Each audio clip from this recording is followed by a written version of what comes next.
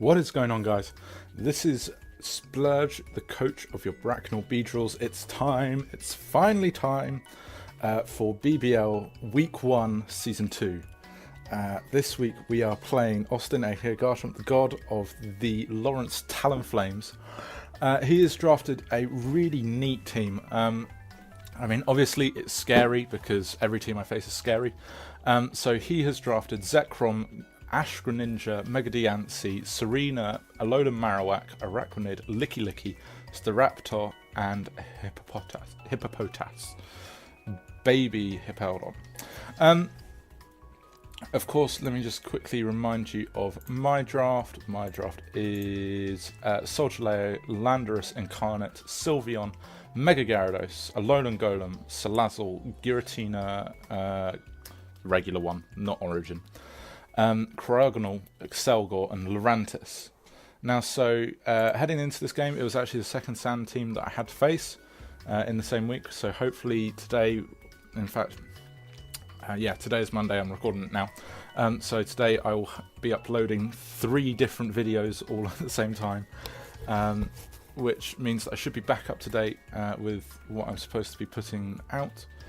But yeah, so going into this battle, I was relatively confident that I could take on the Sandcore. It was just a case of rounding out everything else on the side. If we go into the prep, so I really felt like Zekrom was going to come, Ash Greninja, and then the Sandcore, and then I wasn't really sure what the final 2 mons were going to be. And so I was words.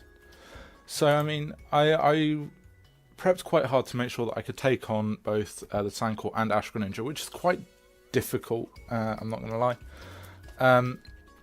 But so one of the things which I'm starting to lean on a lot more, which is a bad thing because it shows where my strengths are, but something which I've started enjoying using quite a lot is Toxic Spikes, because you just put everything on a timer and it makes life easier. But so the first one I was thinking of bringing was Accelgor with a Life Orb, Sticky Hold, running Spikes, Toxic Spikes, Giga Drain, and Water Shuriken. This was kind of like a backup mon which could really handle Ash Greninja, as so it outsped comfortably. It didn't get carried by Water Shuriken. It could tank a Dark Pulse relatively well, I think. I don't think it OHKO'd. And then Water Shuriken is at the point where, so I think Giga Drain did up to about 90. And then so the Water Shuriken is to make sure that we still outspeed no matter what and get the KO if it gets to a 1v1 with Accelgor. Although, I mean, Giga Drain is just blanket does well versus a lot of his mons, and then Water Shuriken is also kind of the anti-Excadrill. We were speed creeping Ash Greninja with max special attack, and then the rest invest in HP. The second one that I was going to bring is Mega Gyarados. So this was going to be Intimidate pre-Mega, as so this is a Mega whenever you like league, as so that can come in quite handy in the fact that so Gyarados can stick around for a little bit, can get off a couple of Intimidates quite easily before it wants to Mega up and really start wreaking havoc. I'm running Dragon Dance, Waterfall, Earthquake, Ice Fang. You may be wondering why I ran Earthquake plus Ice Fang, and so generally it was something which was kind of tech for the Staraptor, but you could still run Waterfall. Just shh, stop being logical. I see you there. Yes, you. Don't be logical. Anyway, so this was 228 Jolly. This was creeping something, and I can't remember what it was. Let me double check. So it's base 81. I think it was creeping an Adamant Excadrill out of sand. Not certain. Don't hold me to that. The third one we're bringing is Lurantis Bloom. It's running Assault Vest Contrary. This was my main mon which could actually take a fight to Greninja. Running a knockoff Leaf Storm Superpower Giga Drain. It's kind of a semi-standard set, and is just able to attack on both sides, so even if it's running some sort of bulk I should be able to blast it to oblivion. I don't think I really EV'd this for Marowak, Marowak was a bit of an issue for my squad, but I felt that Gyarados adequately had it covered. But yeah, no, this is quite bulky with 248 HP, 32 SPDF with Calm Nature, which is less ideal for the superpowers, but once you get 1 or 2 up, then it shouldn't make much of a difference. We have 68 EVs in attack as well, just to kind of counterbalance that. 152 EVs in special attack, and then 8 in the speed in case something tries to creep it. The fourth one we're bringing is Landorus, Man of War, also running a Life Orb as well as Accelgor, Sheer Force, Earth Power, Sludge Wave, U-Turn, Rock Slide. The Rock Slide was really quite nice because it really chunked Araquanid quite bad, and Staraptor. I think it was a roll to OHKO both, if they were like max HP and no actual physical defense. Earth Power and Sludge Wave are kind of necessary for just blanket checking half his squad, and then the Serena, and then U-Turn is just for a bit of momentum game. We're running max speed with 200 attack and then 56 special attack. This is to make sure that Rock Slide really connects and does a lot of damage, whilst Earth Power still does enough to really dent the majority of his mons. We then come to Solgaleo, no surprises. This is the kind of soft anti-check of Excadrill. It's a bit of a lure set running Shuka, Morning Sun, Earthquake, Sunsteel Strike, Rock Tomb. This really can't take on Greninja all that well, but we are running max HP, nearly max SPDF, and then a bit of speed to try and catch out anybody who is speed creeping it. And then finally we come on to Giratina Reckoner, who is running Leftovers, Pressure, Defog, Shadow Ball, Toxic, Draco Meteor. I tried to make it as equally bulky in defense and SPDF whilst running near max HP. This, yeah, it's another just semi-blanket check to half his squad. It can take a Dark Pulse from Greninja if need be, I believe. So it's, yeah, it's words. Clearance, that's the word. It's running my clearance for this game, and also Toxic just does a lot to his squad in terms of putting it on a timer. But yeah, so we're going to get into the game, and so what we can see here is that he has brought Webs plus Sand plus Alolan Marowak. The Webs plus Alolan Marowak is mildly concerning because that means that Lurantis definitely won't outspeed Marowak, even though I don't think it did in the first place. And it also caused Giratina and Solgaleo a couple of issues. Thankfully, though, I have Landorus and Gyarados, which don't get bothered by it. So I'm feeling as if it'll be half and half as to whether or not Arachnid really goes for them, or whether it just goes for straight damage. I was mildly concerned that Austin would lead off straight into Sand, and or the Arachnid, so I believe I led with Lurantis, so as we start the battle now. But yeah, so I fancied my chances here. Alolan Marowak causes a couple of issues because I don't really have much for switch into it, but so as we see, Arachnid comes out, going straight for the webs, I'm guessing. And so what I do here is I just let loose an attack just to see what happens. I go for the superpower because if I get my +1 defense, it means that Marowak is able to... I'm able to take a fight to Marowak if need be. And so Arachnid goes for the Toxic, which is interesting. It's also really annoying because now I feel as if my main thing here is to just not let Arachnid go, be able to run away with this. So I go for the Leaf Storm, and so that's also doing diddly squat to this, as the Arachnid goes for Leech Life. Oh joy. Thankfully though, that's not doing too much. However, the Toxic is going to be really starting to set in come Eternal 2's time. And so at this point I kind of get carried away and just trying to make sure that the Arachnid goes down. I probably should have been a little bit more patient with the game. I've noticed that I kind of force the issue a bit sometimes, which really puts me in a corner. And so we kind of see there's a bit of a back and forth between Giga Draining and Leech Life. And so the Arachnid really isn't taking much, but it's just a case of making sure if I do go down that it's within range of Landorus's Rock Slide. We miss the Leaf Storm, which is annoying, so this Leech Life is going to take us out. Thankfully though, it does very little in terms of bringing back the HP. So I believe we're free to just go straight into Landorus. As we see here, Man of War comes out, and I'm just going to click the Rock Slide. It's an easy enough click. This should mean that Arachnid goes down, as it does there. And so we're at a 5v5 state of the game.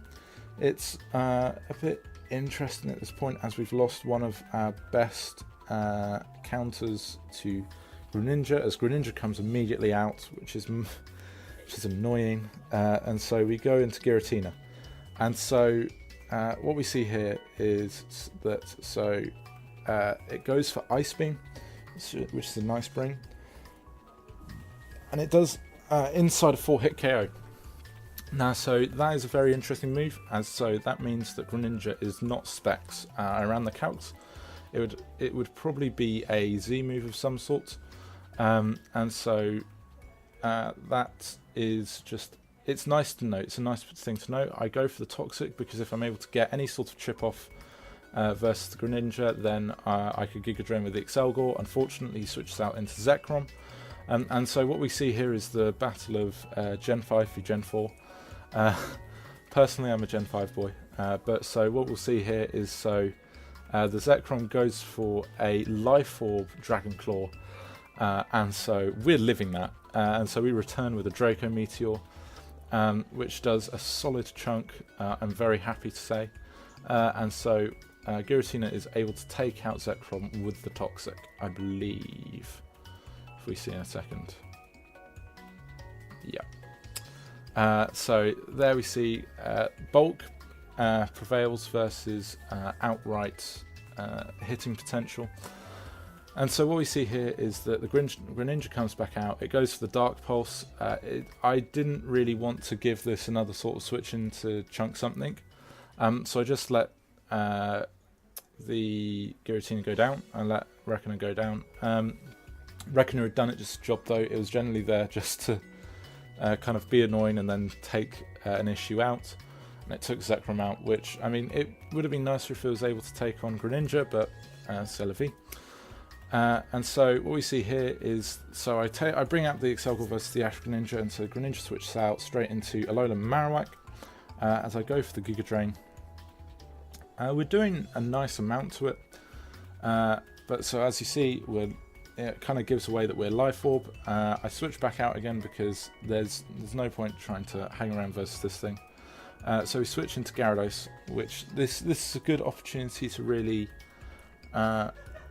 take on the team, so I should be able to just Dragon Dance up and then start hitting things absurdly hard. And so what we see here is that the baby hippo comes out, and so this should be a free Dragon Dance, I think. I didn't go for the Mega because I felt that Intimidate might come in handy at another point. But so what we see here is the Hippopotas goes for Yawn. And it's like, that is really nice tech, because if I don't stay in, then I'm forced into just thinking that this is going to keep on clicking Yawn, and I'm not going to be able to hang around for too long. Now, so I thought at this point that Gyarados was better off being asleep here than any other Mon, because its Intimidate is still useful whilst it's even asleep.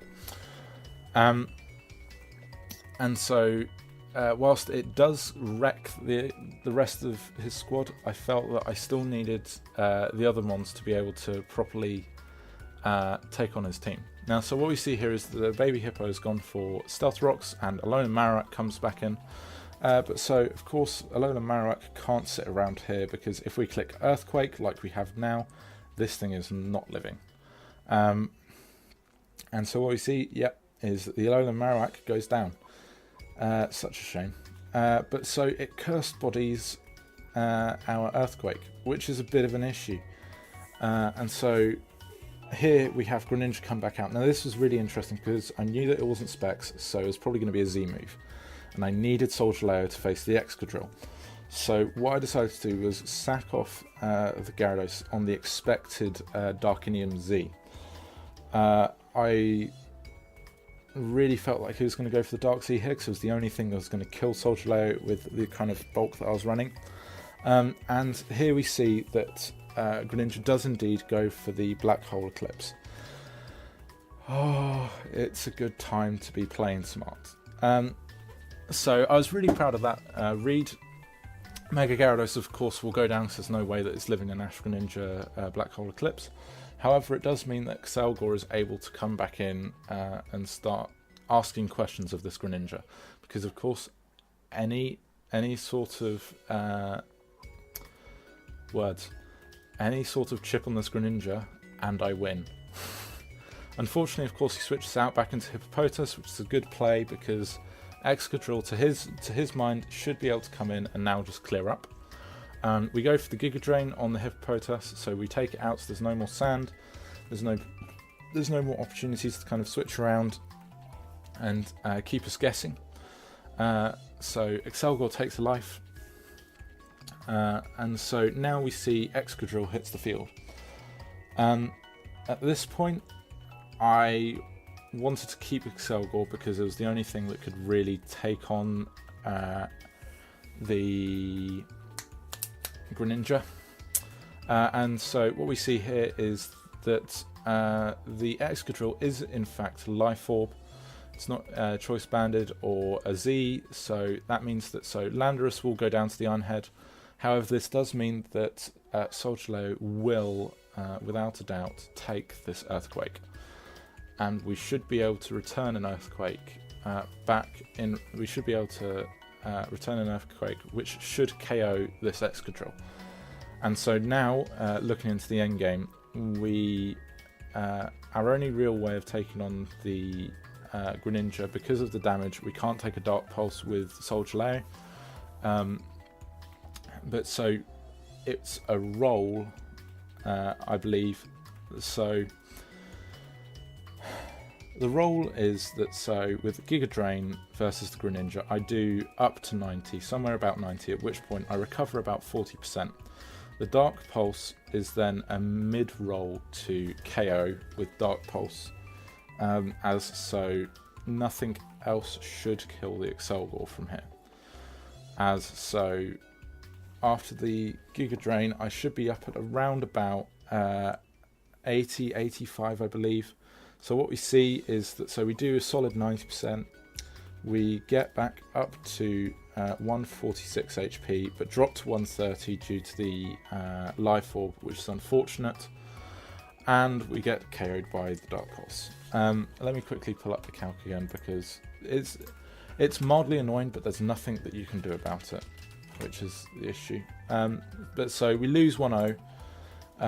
Fair play to Austin. That was a very close game. Yeah, so this is what the roll was. So from 130. Let's drop these down to level 50. So the Giga Drain with 0 HP, which I stress Austin wasn't. So after talking to him, I believe he had some sort of HP investment on the Greninja. So I was recovering around about 44%. I was up to 130 HP, which leaves me at 77%. At which point, the Dark Pulse, which I knew he was max attack, but he wasn't modest, it was a 37.5% chance to OHKO. It was a roll in my favour, and we lost it, which is unfortunate, but that's just how the game is. So GG's to Austin. That was a really good game, a really close game as well. Week 2 we play the Arkansas Razor Winds, whose coach is JB Westside. Another really scary team with some solid mons on it. Yeah, thank you guys for watching. We should be bouncing back very soon. I'm hungry to get a win after that misjustice. As I say misjustice, it's not really, but it is what it is. Anyway, have a good week, guys, and I'll see you in the next video.